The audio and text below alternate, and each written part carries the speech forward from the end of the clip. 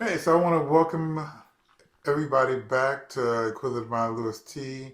Red Cups on the Red Couch. We got a very special guest. I'm going to let her introduce herself. My name is Lily Nicole. I am a local here in Wilmington. I've been here since I graduated from UNCW. I am a local downtown, live on the north side, love the north side. I've been involved with DC Virgo, I've been involved with the Florence Recovery, and most recently I've been involved with the George Floyd protests over the summer. So I'm kind of like building, I guess you'd say, an activism name as well as a theater, like extravagant. I don't know. I do like a bunch of these things. What you mean you don't know? Well, let me tell you. They shot Aubrey on the jaw. Brianna, she was sleeping. Philando had a permit and he wasn't even reaching. Baby and his lady in his car while he was leaking. No surprise. I watched it all on Facebook Live. See, what they do to us when no one's looking ain't a mystery. But you would never know cause you ain't taught about our history. Oh, now these phones got you seeing it clear. Man, that knee been on her neck for I'm a like jack of all trades, but a master of none. So how like, and for those who haven't, we talked about you on one of our early red couch interviews. We Really? had, we had Mr. Brandon Cable on the couch. Hey, hey, I think BC. you met him I before. might know. I don't know. I don't know, but I he don't know. talked highly about you. I don't know, and even when he was talking, I didn't really realize how. I thought he was talking about you because, well, the things he was mentioning was just because of your relationship. Yes, yes. And I thought, I know I've known Brandon for a long time, Yeah. and so I saw what he was doing. That's why I reached out to him, talk about what was going on the red couch. But I didn't realize you were one of the faces, if not the face, of It's what was crazy, right? going on. Yeah. Yeah, it got a little crazy down there. Yeah, I met Brandon. Our BC is what he goes by at homecoming, actually. 2014 UNCW. We both are UNCW alumni, which is like actually a lot of the people involved in the protest were like UNCW alumni. Tim, shout out, and then like Haji was up here as well. So we all graduated. Kevin went through like the little UNCW circuit, but him and I went down to the protest for two totally different reasons. Like we actually were divided on why we went to the protest. May 31st, which was that Sunday. He went down because he was an angry black man who was literally dealing and trying to suffer through and struggle through and articulate like what he felt and what he was experiencing.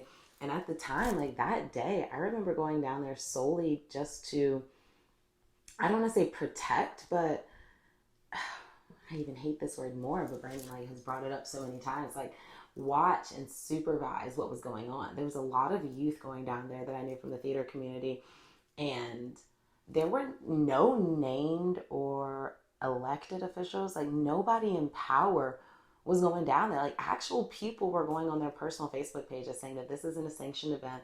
BLM doesn't support this. There's no council people behind it. There's not going to be protections in place. Like the Sunday event was like if you show up, basically people are throwing their hands up like it's on you. Like it's not us. We're not encouraging it, but do what you do. And I remember talking to a couple of people who eventually became my board members. I'm like Josh Zisness and then Tim Joyner. We talked to each other like via text. I'm like, man, I know so and so is going to go down there. I'm like, yeah, well, I heard a bunch of kids are going to go down there. And we all just came to the realization that these are our youth, like, some way, some shape or form, like they look up to us. And worst case scenario, we can't go down there and let them get their ass kicked. like we know the cops.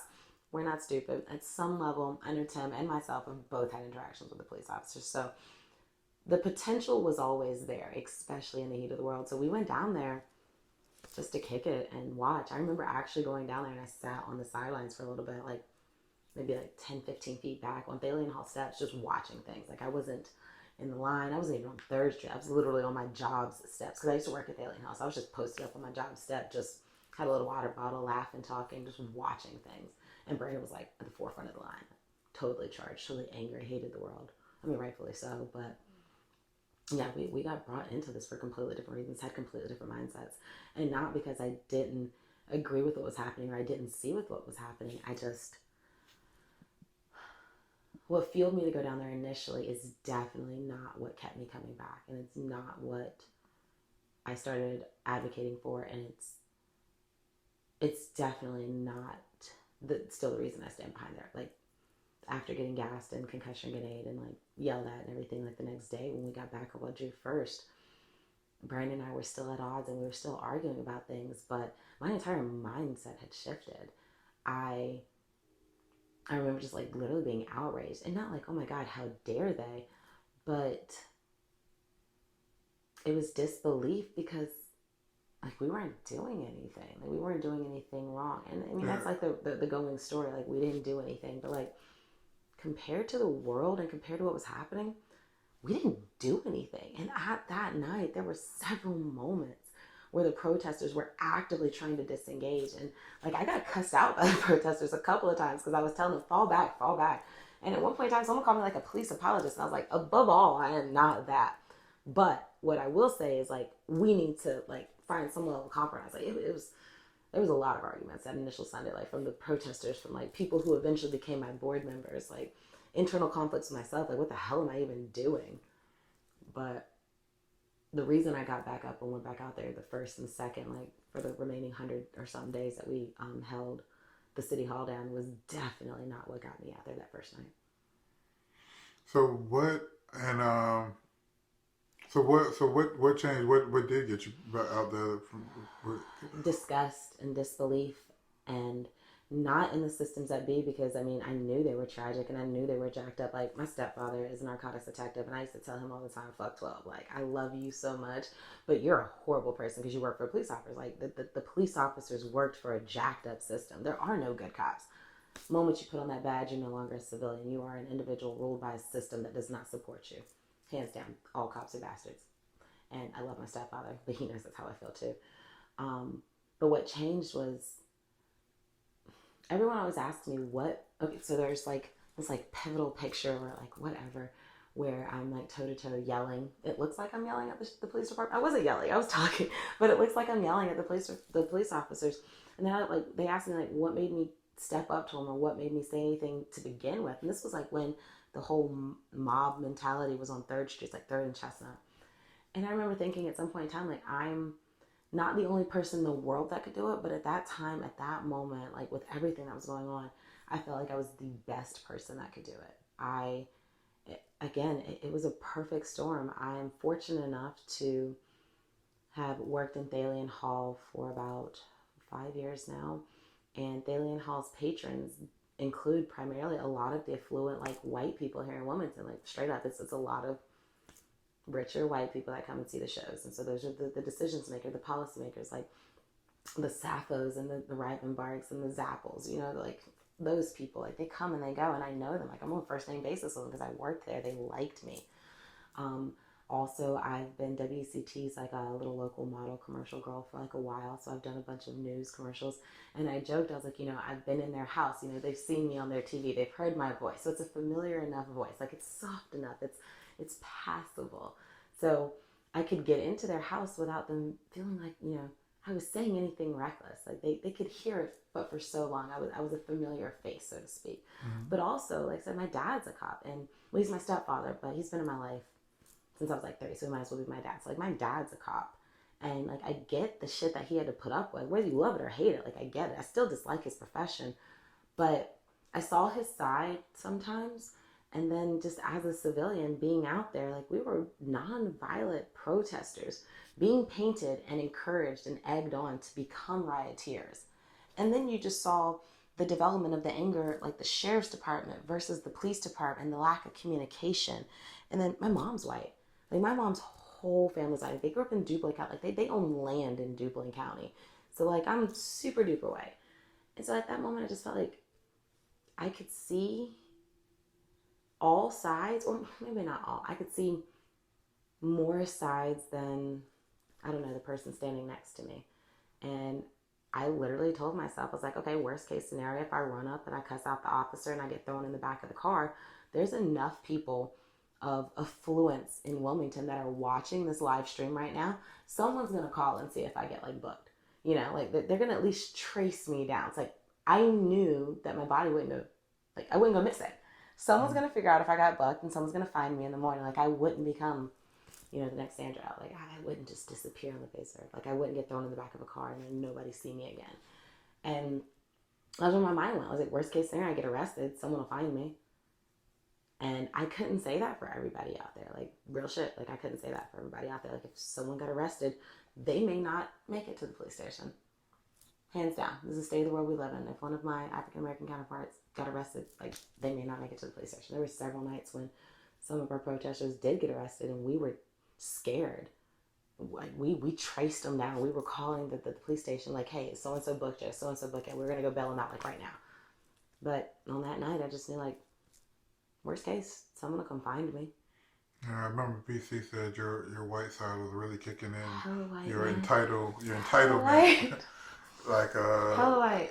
And he's like, you didn't realize how your outcome could affect him. Oh God, we fought for like the whole first week. Yeah. And when I say fought, I mean like we were yelling at each other. It was a whole difference of opinion, difference of like recklessness. He kept trying to put in the spectrum like I was being intentionally reckless, but my recklessness was causing him safety. And I was telling him, like, you know, what I do, I know it affects you overall, but like, I'm not doing this for you or because of you. I'm doing it for like the greater whole. And oh God, like we fought so much. And I kept remembering, I was like, you don't have to go out there and protect me. I'm not asking you to. Like right now, I trust my community to be there. And when I say the community, I just meant like the masses and the numbers of people that were gathering, because BC still had to work. Like I was furloughed because of COVID and stuff. So BC was still working anywhere from 40 to 60 hours a week. And I was going out there every morning. Like I was setting up our base camp and I was the last person to leave at night. And when we had the curfew, we were leaving at 9, but because cops are bastards, like we were getting followed. I wasn't getting home till like 11 because we had to like drive around town, make sure like people weren't figuring out where we lived. It was really crazy early on. But then leading up into the summer when the curfew got lifted, man, I was still out there till like 10, 11 o'clock at night, like waiting to break down. First one there, last one out. And he was terrified every night and mad. And it was like, not only, but it was driven because, like I said, I grew up in white America, man. I had like this level of entitlement. I've cussed out officers before, like physically, I've cussed an officer out before. I've literally had lights flash behind me and I've driven for 7 miles, like with no regards, and parked the car in my own house. It's definitely a level of whiteness. So you and BC going back and forth. Yeah. How did that develop into lowercase leaders? Wow. I want to say like maybe after the first week of being out there, that's when they gave us the curfew and they're like trying to crack down. I was like, you got to get out of here at 9 o'clock. And that was after we had, it's like, I think they said like 1,500 people out there that Thursday or what have you. We realized people are still coming. Like they kept showing up. They were showing up early in the morning and they were staying late at night. The community was showing up and donating food and supplies. And I had a hardcore like set of eight individuals. There was 9 of us to begin with. And out of the 9, I only knew like 3 of them when we first went down there. The rest of them just popped up and they showed up and they had their individual strengths. And we just kept showing back up. And so we had discussions and I realized that for this to be sustainable, and I never wanted it to be long-term. Like I envision as any nonprofit, you should have an end point. Like you shouldn't start something as a nonprofit, specifically in my mindset, for it to be like indefinite. I think a nonprofit should have an end goal. Like you have something that you hope to attain and then you end at some point. Like right now there's like I said, there's 1,200 nonprofits in Wilmington. That's astronomically ridiculous. I never wanted to be just another one. But I also realized at that moment we had captured such insane energy and momentum and attention that if we were going to do any real change, we had to like solidify ourselves. Like we had to become something more than just a group of protesters. So the 9 of us who had unconsciously been elevated to leaders / organizers / people who were taking charge at the time, we came together and started talking and we realized, okay, we're going to do this. Like we're going to become an organization. So we filed for a nonprofit. Shout out to David Zuckerman. He helped us with that. He got our nonprofit status in about 45 days. It was a huge blessing. And we were able to receive donations that allowed us to literally stay on the streets for over 100 days. Like we were able to buy food, we were able to buy water, we were able to get supplies like tents. Even during COVID, we were able to get like the hand sanitizers and stuff like that. The Harrelson Center looked out really big, but you had to be a nonprofit organization to get that stuff. And I mean, we expedited it and we got hand sanitizers delivered. We had masks dropped off like every single day. We had the spray alcohol.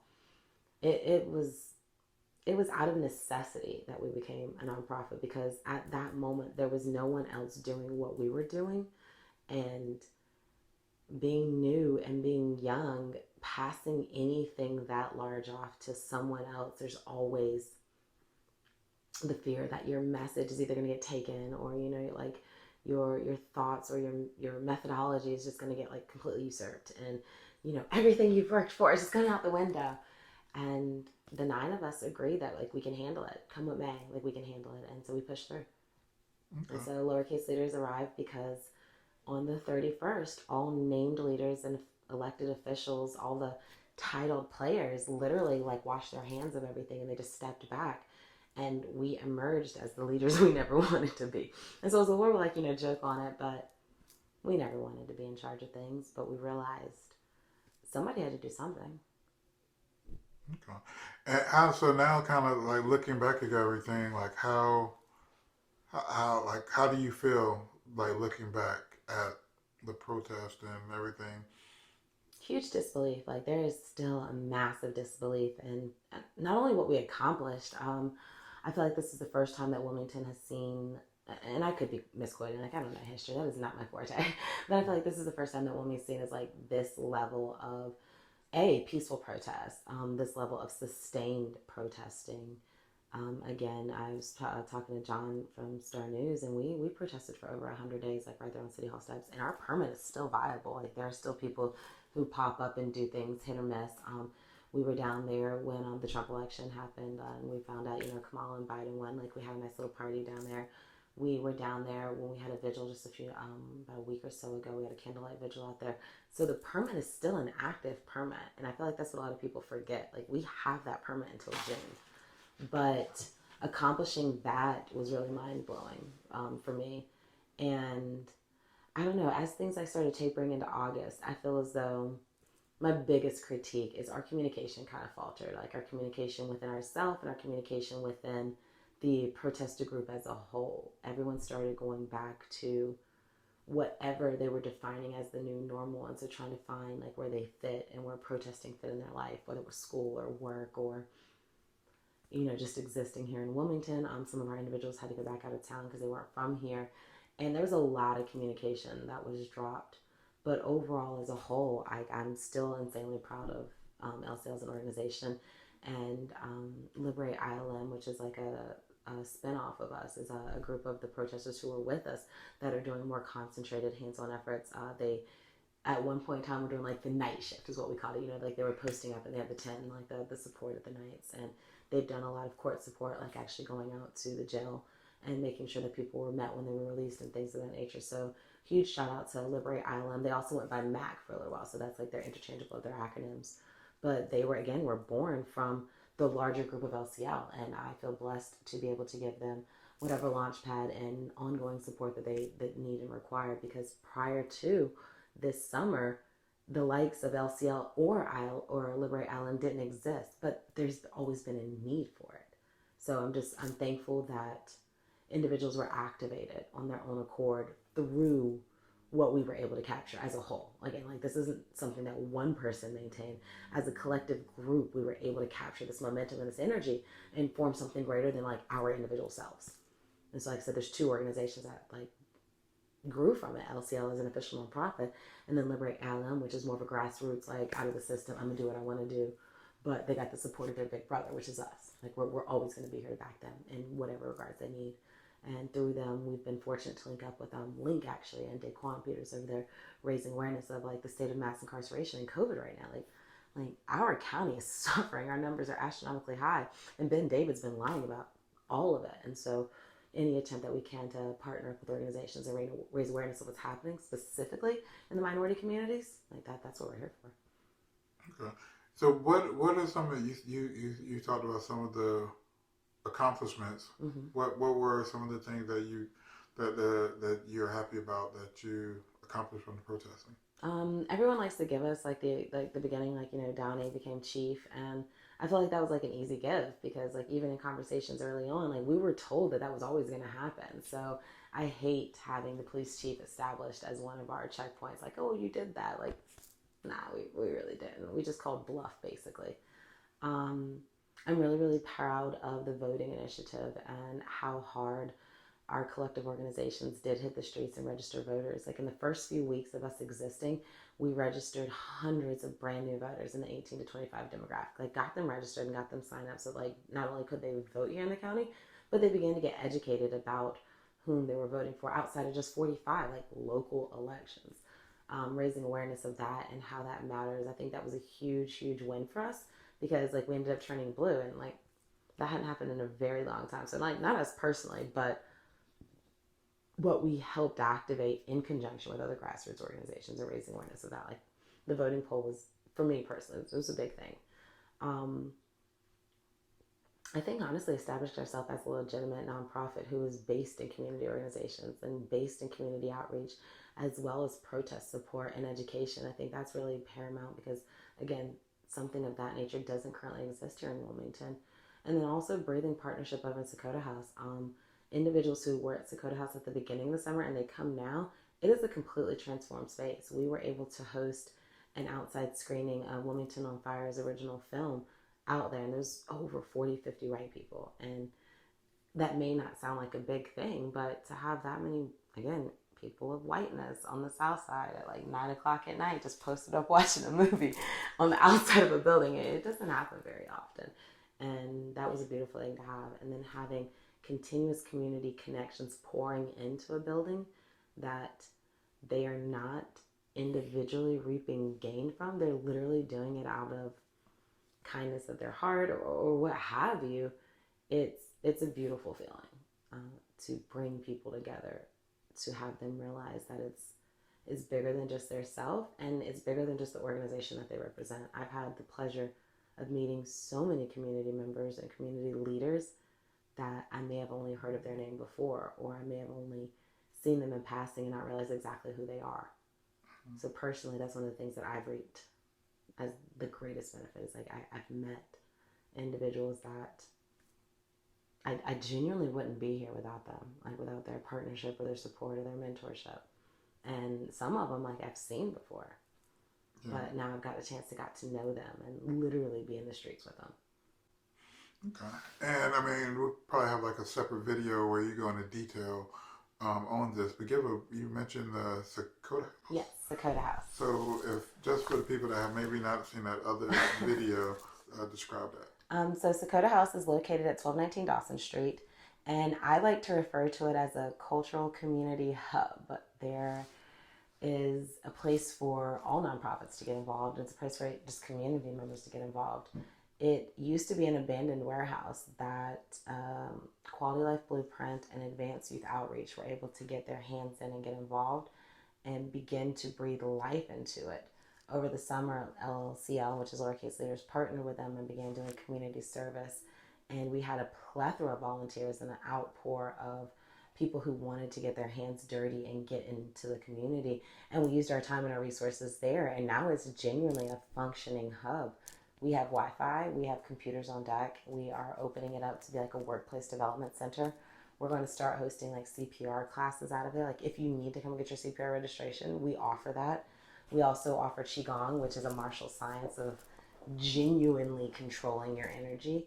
It's a fully functioning coffee shop. Like we sell coffee for $10 a bag, our own branded Sakota House coffee.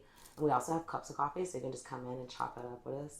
And that's also the birthplace of the Cape Fear Comprehensive Community Violence Prevention Strategy, which we've been working on since October. And it is a strategy that we've proposed to the city and to the community to directly combat and not solve, but address a lot of the racially motivated structural violence, as well as our community/interpersonal violence, taking it out of the hands of the system and the police officers and putting it back into the community members and the leaders who have been doing this work, but giving them the ability to survive, like getting them a living wage, getting them a paycheck, and also getting them the training and the sustainability that they need to continue doing the work they're already doing.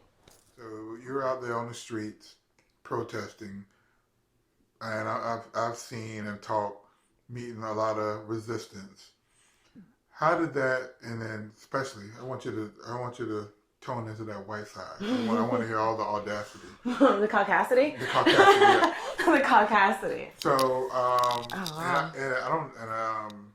I saw that there was it wasn't a protest, but we had like pretty much like the Blue Lives Matter version going on in Wilmington. Oh, we did have those Back to Blue. I remember Back that to day. Blue, yes. I remember that day. It was Back to Blue. Actually, like there was a huge, crazy, racist guy driving his effing Mercedes around the block with his like Confederate flags and everything. And I ended up like literally jumping on the top of my car, adjacent of his car, just to make sure the police officers continued to check. It was crazy. That's crazy. His name was Oscar. That was his name. Oh, white guy. His name was Oscar. But yeah, he was like circling the block. And we had seen his car a couple times, so it wasn't the first time we'd ever seen Oscar, the rich Mercedes guy. But now he had like decked out flags, they like the ones that go on your windows, and his license plate, and he had some stupid sticker on his car. And he pulled a gun out, like out of his window. So like, I guess it was in his lap. I don't know where the hell you drive with your gun, but he like pointed it out like through the window at the stoplight, and made some threatening remarks to myself and one of my board member sons. And then he like circled the block and like drove off. And of course it's Back to Blue. So all the officers are out there and we bring attention to this matter. And the officers were like, oh, we didn't see it. We've got to go check the traffic cam. And of course, like at this point in the day, we're all riled up and half the board was like, oh, well, you can pull the traffic cam in 3 seconds to cite us with jaywalking, but you got to go to the headquarters and check for Oscar. And like, we're pissed. I mean, just because, again, this is the dichotomy. Like, they weren't doing anything. And Oscar was literally just driving the block, just circling the block with his little flags. And so we finally pointed him out to the officers when he drove by. And I remember Officer Hargrove went to get in his car and take off after Oscar. And he ended up hitting a car on Thursday. So Officer Oscar is in his patrol car and he takes off and he hits another car, which was a parked car. And we're like, do better, police department. And so he stops traffic on 3rd Street. Oscar ends up making the block one more time. He finally gets pulled over on 3rd and Princess. And they stop him right there in front of Capriccio. They get him to drive up. So it's 2nd and Princess by now. And a lot of the protesters that were on our side of the street, which is right there in front of the Alien Hall, they, of course, went to the corner. We're like, hey, we want to see what happens. We saw this man pull a gun. Like, we want to make sure you guys do your job. Hold him accountable. And the officers let a few of the protesters on the corner right there, 2nd and Princess, so in front of the BB&T and Dunkin' Donuts. And when I started, like, running up and coming across, I had a bulletproof vest on. I remember my hair was, like, wrapped up. It was hot that day. I'm pretty sure I had, like, a deep conditioner in it. It was crazy. But the officer, I remember him telling me, he's like, you can't come over here. And I was like, why not? And he was like, because, like, you can't. And I just thought it was, like, the most astronomical thing in the world. I was like, you're letting everyone else over there.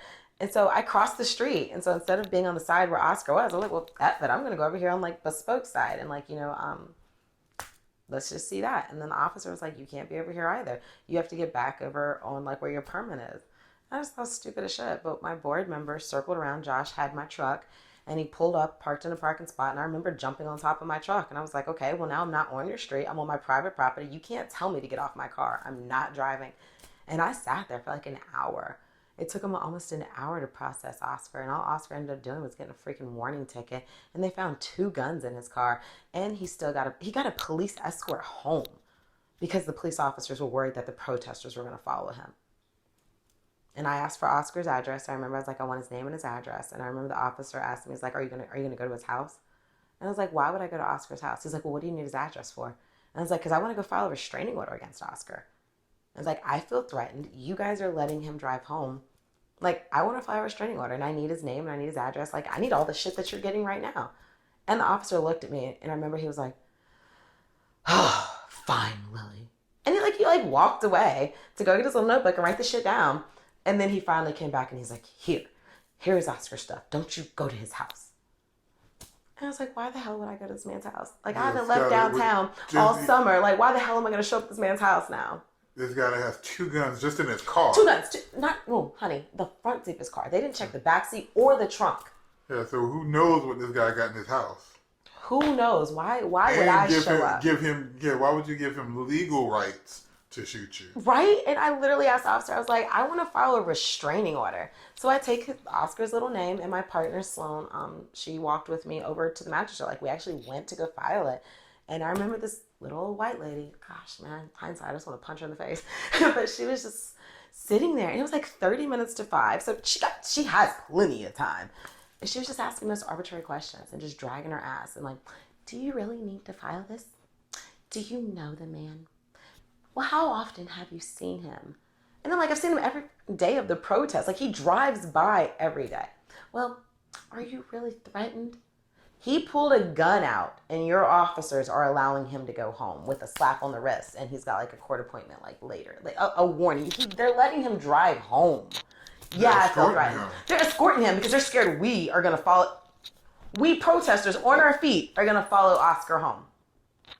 That would mean we have to run back to our car to go follow you, and we're still standing here just making sure that this dude at least gets a fucking ticket.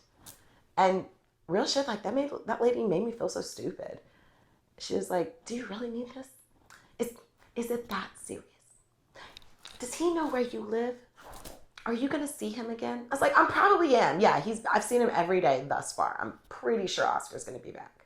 And he was. Of course, Oscar kept coming back. Like, it wasn't, like, he didn't just go away. There was no restraining order. The lady didn't file it.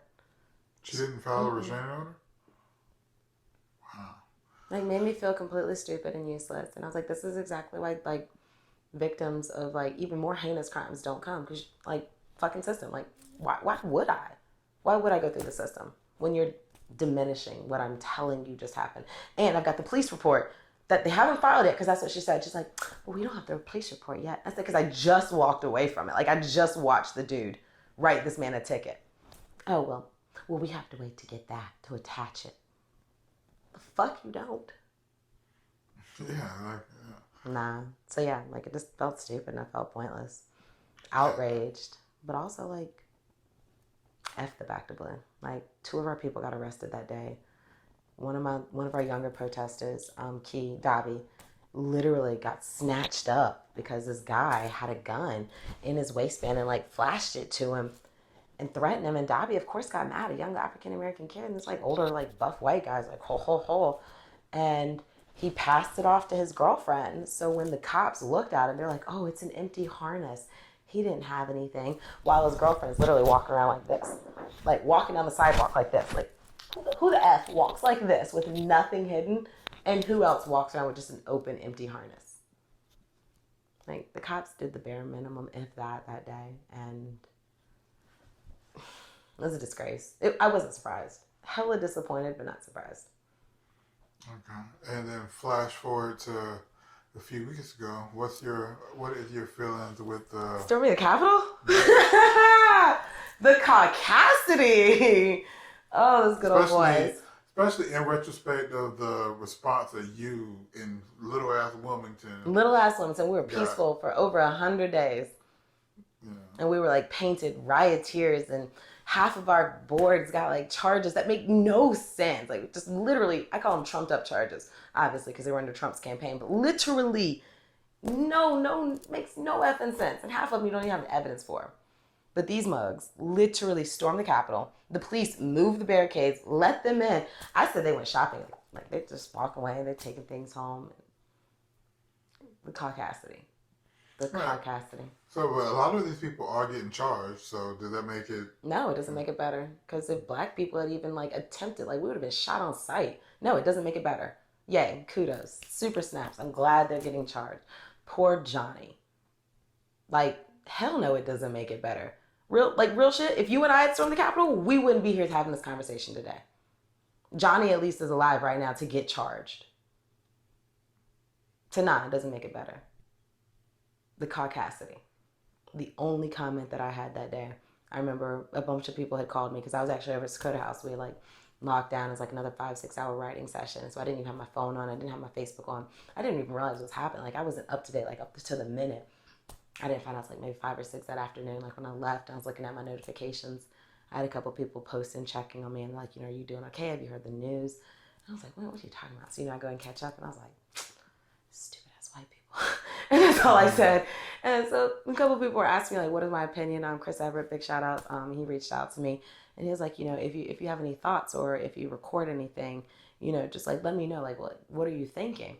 And I let it go, and I didn't say anything. But that night before I went to bed, and I ended up posting, it was like maybe 3 pictures from the protest here in Wilmington. Like, just 3 pictures, just generic pics, like, of like us.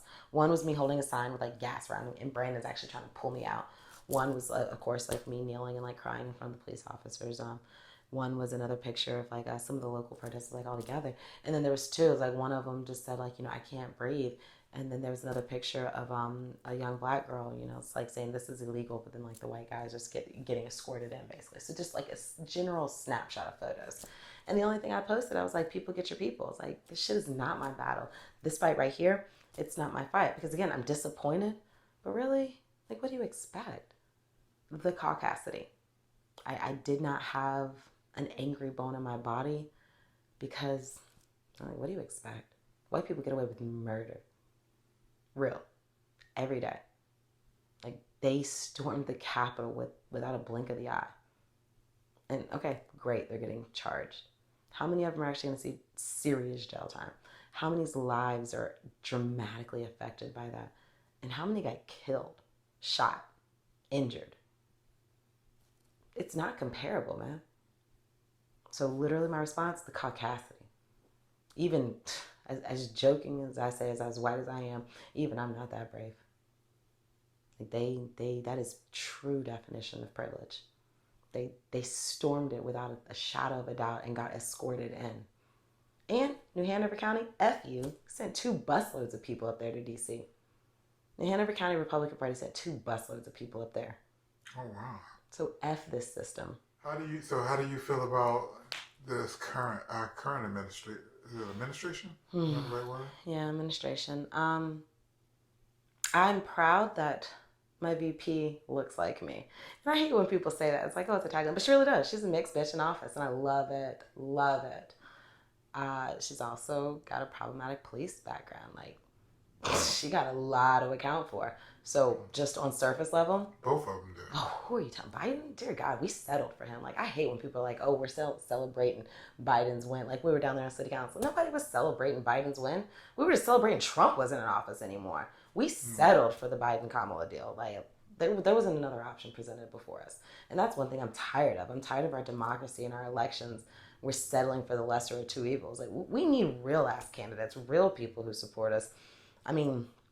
And that makes me think of that meme that's like, man, y'all put Bernie everywhere except the White House. Dude, like everywhere. I mean, shout out to his mittens, but we need people who really give a damn about us. One of my favorite Bernie memes is they were like, everyone's posting a picture of Bernie in the chair, but his chair is his been weapon forever. Because there's like an early picture when he's like back in the 60s, where he's right here running with his little folded chair, and he's just like running into the storm with it, and now he's just sitting in the Capitol with his like little folded chair, and he's like, this is his weapon of choice. I'm like, yeah, because Bernie's always been for the people. He doesn't need all this other extra shit, but we settled for the Biden and Kamala deal. And when I say we, I mean we as a nation, the people who voted, because that was the lesser of 2 evils. But on that, going forward, what I've been screaming this whole summer, accountability and transparency. You're in office now. No, you might not have been exactly who we wanted, but you're who we have. So we, the people who got you there, it's our job now to hold you accountable. What are you going to do for us? Follow up on their policies. Have a voice and use your voice. We have 4 years to keep talking to them. Like, we didn't elect a new world leader. This is their job, and their job is to protect us, serve us, and take care of us. So as the American voice, like, it doesn't stop just because they're in office.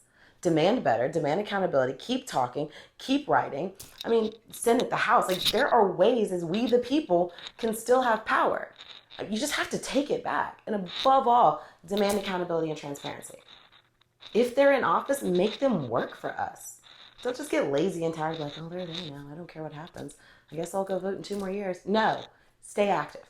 Stay on top of them. Figure out what the hell's going on. Are they actually there for you? And if not, demand they be there for you. That is their job. Like, we didn't elect a king.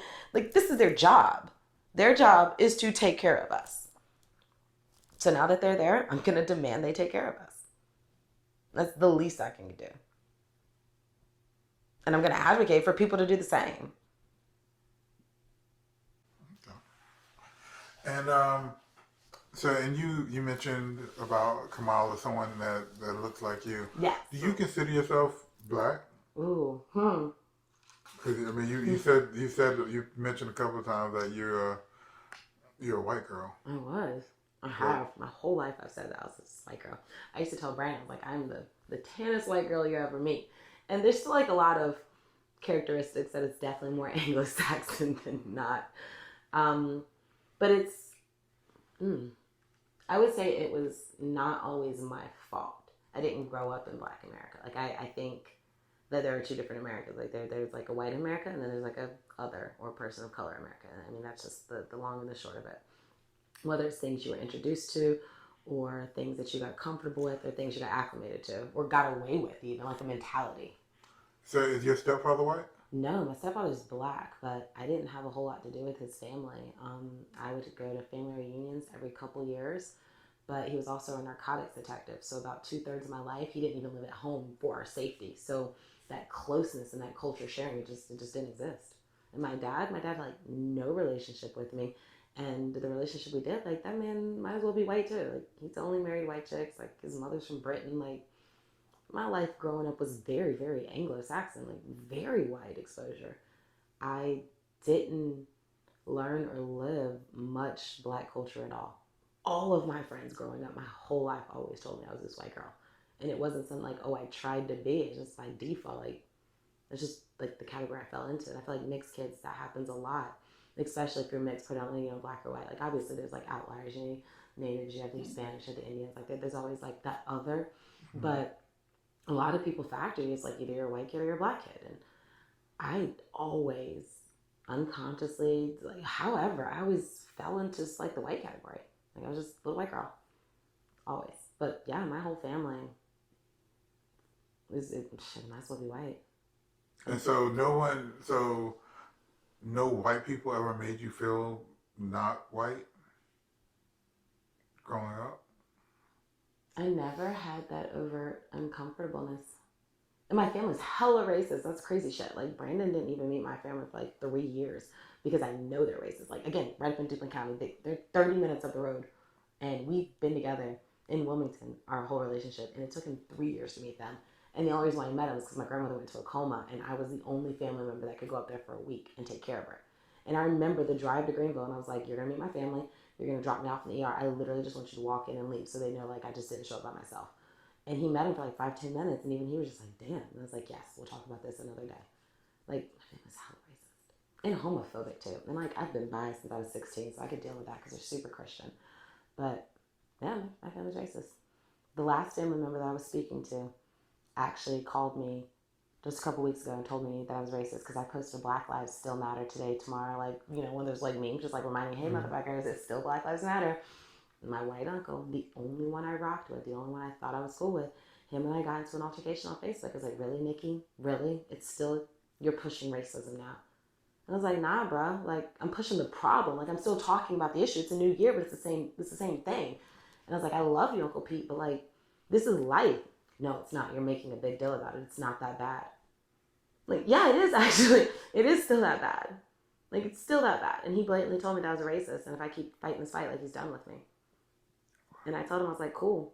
And so that was the last person that's the last link I had to my mom's side of the family. And they're all alive. Like, it's not like they're dead. Like, I don't want people to think this. Like, they're alive and they're well. And they're like 30 minutes down the street. But they just like wash their hands of me. So like, I grew up in that level of white. Damn. So growing up, they accepted you. Oh, they love me. They love me. Previous summer, they loved me. And like, I would go home and visit them, like family reunions and all that shit. Like, I quit going to family reunions because like, I know they're crazy. But yeah, they love me. They support me and everything. You didn't think of yourself as mixed or I've always biracial? thought of myself as mixed. Always mixed. Fought it to the T. I was a mixed girl in America. I never wanted to be white or Black because I always felt like claiming one or the other was denying one or the other. And like integrated testing, like in middle school, where you have like the little bubble and you feel like, are you white, Black, or Asian, or other, or whatever. Mm-hmm. I remember like raising my hand every year, like telling my teacher, question number 5 is wrong. And they'd be like, well, what is it? I was like, well, it says I'm Black, but I'm actually mixed. So, no, dude, I fought to a T, standing the ground that I was mixed in America. So they tried to peg you as Black? I have definitely gotten that. They try to pigeonhole me, and then people are like, but you're really not that Black. And I'm like, no, I'm not. But I'm also not that white because, I'm more tan, and my hair is naturally curly, and, like, this is just really good blowout. Like, I feel like a lot of mixed people always say they've never like completely filled in. You're like, you're too dark to play with the white kids, or you're too light to play with the Black kids, or you just don't get it. But like, I genuinely just didn't grow up in like Black culture. I remember I went to Central for a year, and I actually pulled myself out of Central because I had an awkward like reverse racial situation in my arts and humanities class. Like the fucking teacher was openly encouraging the class, which was 98% black, because it's HBC, like go to Central. But like they were taught, it was the year that the kid fell in the tiger cage, like the white kid, and they're just like, oh, white people be white people, they do dumb shit, and they just sort of spiraling out with just like white people jokes. And I mean, it's all funny, it's all funny gigs here and there for a little while. But like 20 minutes into class, I got tired of it, and I was like, all right, cool, like pump your brakes, like my family's white, like this is not a joke anymore. Like I get what you're saying, but now you guys are just being like mean. And my teacher's response was, my great-great-grandfather's white, it's okay. And I was like, no, no, it's not. Like my mother, my sister, my brother, like they're actually white. So when I go home, I've got to deal with these crazy ass white people that you guys are talking about. And there was just like a huge disconnect, and it ended up turning into an argument. I pulled myself out of the school because I was like, I just don't feel supported, like at all. And I went to Carolina, go Tigers. And then I came to UNCW just because I needed more white people, I guess, whatever. Yeah. But yeah, PWI. Right, PWI, Predominantly White Institute. HBCU did not take care of me. But yeah, it's always been that tug though, like where I was advocating for one or the other, but I resolutely stood that I was mixed. And so I feel like that was one of the issues that I had early on, and that's something. And do you prefer the term mixed over like biracial or? I say mixed just because it's more than two races. Like my mother is Native American and white, and my dad is African American and Native American, so it is more than two. Like I'll take mixed, biracial. I even took mulatto for a while until I found out people said that was a smear. I was like, I liked mulatto. Like my Tumblr handle's mulatto mayhem. So it's like a crazy mixed chick. Like so like I embraced, I guess you could say, all the outliers, and I just wanted to always let people know that like I'm not just one thing. And I loved being mixed. Like I thought it was the coolest thing in the world. Like when I learned about the loving case, I was like, hell yeah, you know, fight the power. And I used to jokingly say, fuck racism, have mixed babies. But real shit, I never thought that I'd see like racial tensions at the level that they are in my lifetime. Like, yeah, you read about them in history and you hear of them, but I'd never experienced them. Like, I had never seen a cop, you know, harass or like mistreat anyone in my life. I've heard of them, but I'd never seen it. And like I said, me, myself, I've literally had police lights behind me and I've just driven for miles, parked the car faster than I should, parked it in my house, and then I got out. And the cop was like, you know, I was following. I was like, yeah. And he was like, well, you should have stopped. And I was like, yeah, you should have called my dad. And then I ended up calling my dad and he came out the house. Like I've definitely had a sense of entitlement. I got away with dumb shit. I wrecked my car, not even my car, my mother's car that I shouldn't have been driving when I was like 14, 15, in the commissioner's yard in the middle of the night on a snowy road. And I was like under the influence of things. And all I got was community service. So when I say I never knew the world to be as bad as I saw it over the summer, like I was genuinely oblivious of it. Not because I was stupid and I didn't think it existed, it's just I never experienced it. And I had a level of existence or entitlement that I didn't fear that because shit never happened to me. And I've done dumb stuff. I remember cussing a cop out in high school and telling him like, fuck him, and like he's a worthless piece of shit. And I just like walked out of school, literally walked out in the middle of the day. I didn't sign myself out or anything. I just walked out. With that understanding, like the people that, like your uncle and other people, well, you said your uncle is racist. Hella racist. So like people who are the not racist racists, you know the people that I'm talking about. Yeah, not overtly blatant, but you know, they say some sideways things. Like the people that are racist that don't realize that they're racist. Yeah.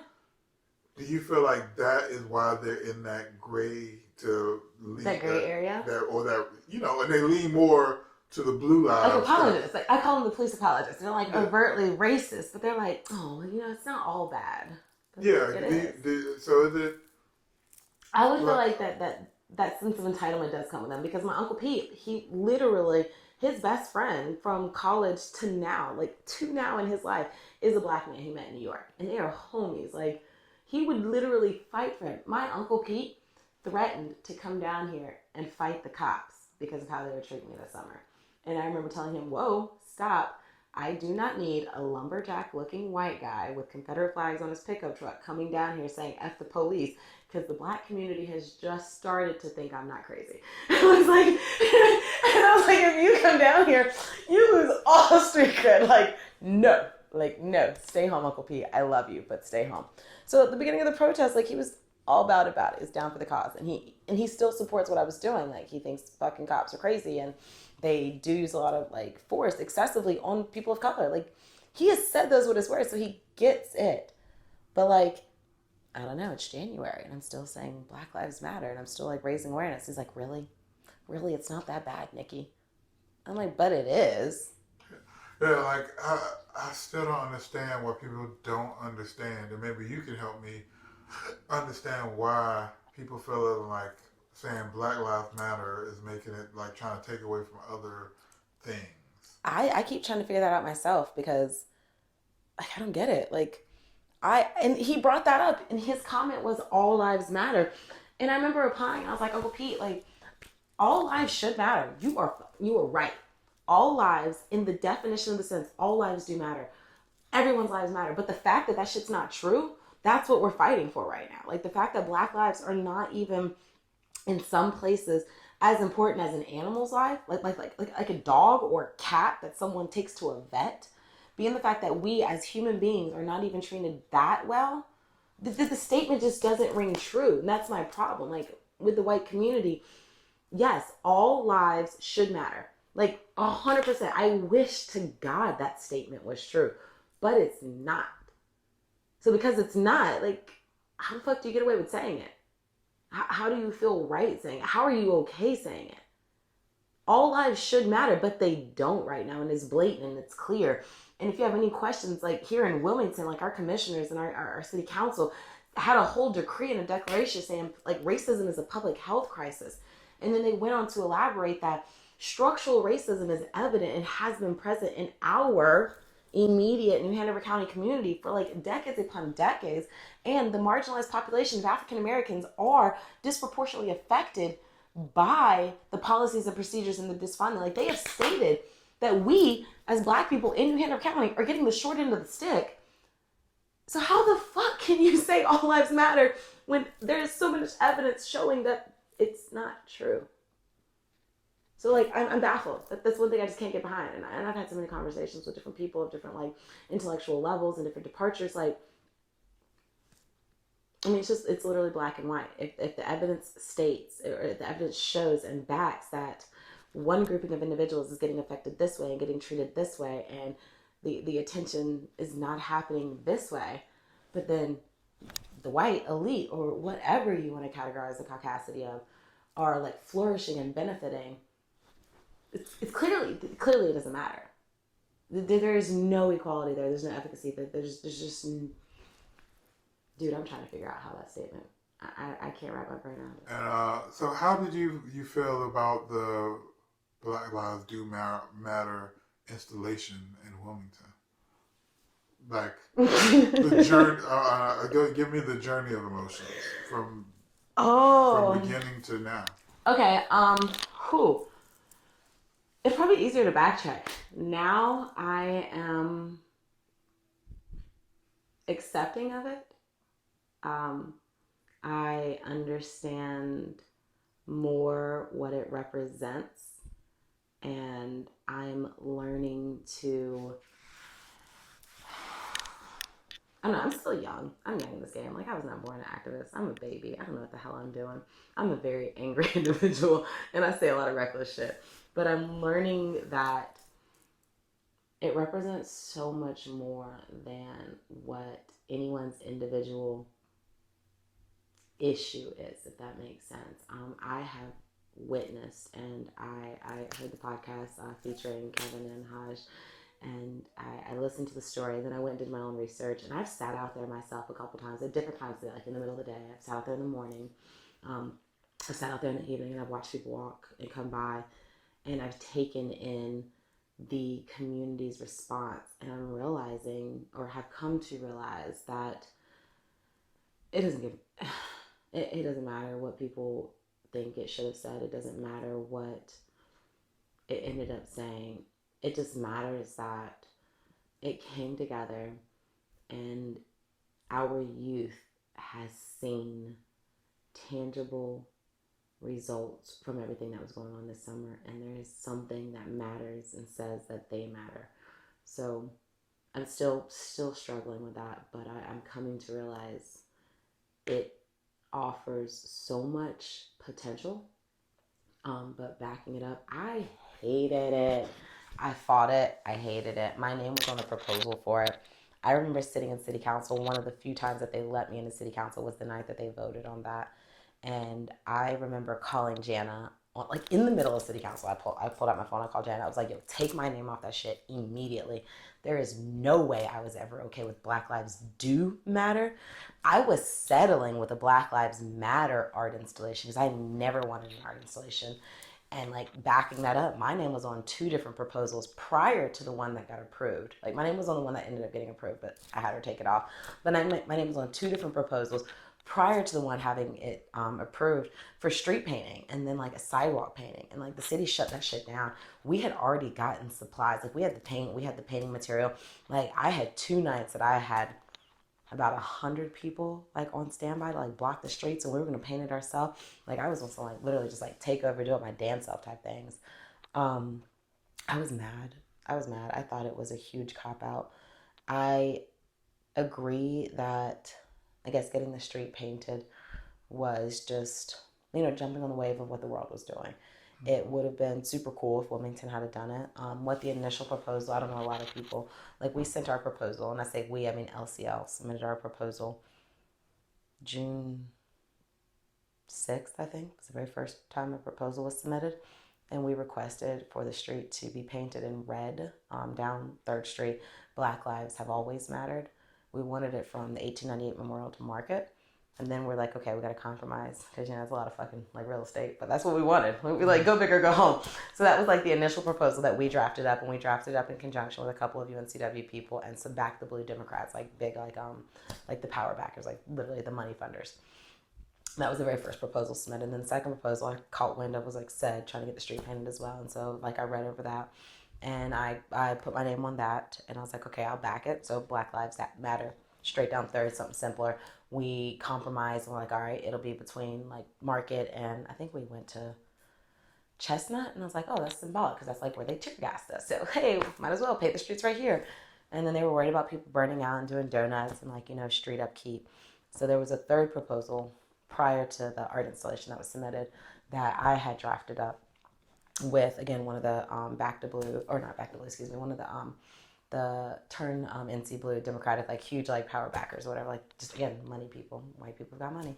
We had drafted up a proposal to get the sidewalks painted instead because Wilmington protects their sidewalks. I don't know if you guys know it, but like protesters can't even stand on sidewalks. Like we had to stand on the street or we had to stand on the steps. I was like, if you protect your sidewalks, like why don't we do an art walk then? Like, why don't we literally have art sections painted and have a call out and have artists come and put their blood, sweat, and tears right here, again, in that same block. That was what I was fighting for, again, was just the block, the importance, and like the in your face. That is where all of our laws happen. That's like where everything happened, the action. And also it's like 3rd Street, like everybody goes up and down 3rd Street. So my goal was to have it always in your face, like right there in the heart of town, right across from like was it Broker's Row is actually where Princess is, like where all the law stuff is. So I was like, right here is where I want it, in the heart of downtown. And all 3 of those got like either overlooked or denied or just dismissed altogether. And so when they came up with the Black Lives Do Matter, I felt like it was a slap in the face. I felt like it was a punch in the gut. There was very little community involvement. It was made, the decision was made by literal leaders of the community, i.e. like the council people and the elected officials. They didn't go out and ask the people what they wanted. And then they put that shit in Gervais Park like, man, we live on the north side. Black people don't know. We don't need to be reminded we mattered. I was like, if you're going to put a message of that magnitude, put it somewhere white, like Landfall, Mayfair. Shit, you could pick that up and take it to the south side. Like, But it is right when you kind of can't come in. Bro, you can't see it. Yeah. You can't see it. Yeah. You cannot see it. Driving over that bridge, you can barely see it. At night, you can see it well because it's dark as shit on the north side because there's no street lights over there. So there's like a couple spotlights they have like illuminates it. But do you know how many people I've spoken to who are not Wilmington locals, or they're coming and going? They're like, oh shit, I drove by the art installation. Where was it? Right over the bridge as you come. So I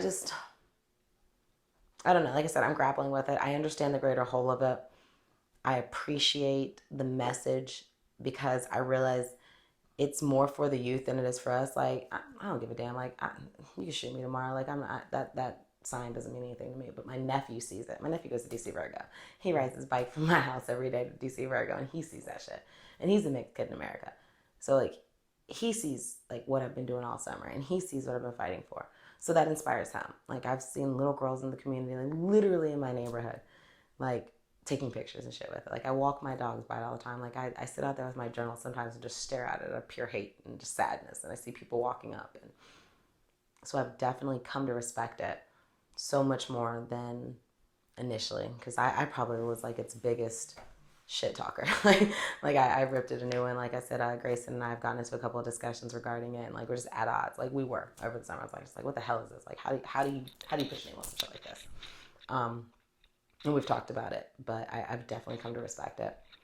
But my biggest disappointment is two things. One, you cannot see it very well. I've come to appreciate its message, and even its location I'll accept, but you just can't see it very well. And then the second thing, I don't know if a lot of people, like, I was an English major in school, so I'm all about the fine print. Like, I want to find the loopholes. And it's a 1-year art installation. And then that's it. And, like, I've been talking to people, and there are rumors about what can or would happen in the following year. But because we, the community members, were able to get a message of that magnitude up for a year, literally anyone in the community who has any level of message or magnitude that they want to display would be eligible to submit to have it displayed in Gervais Park.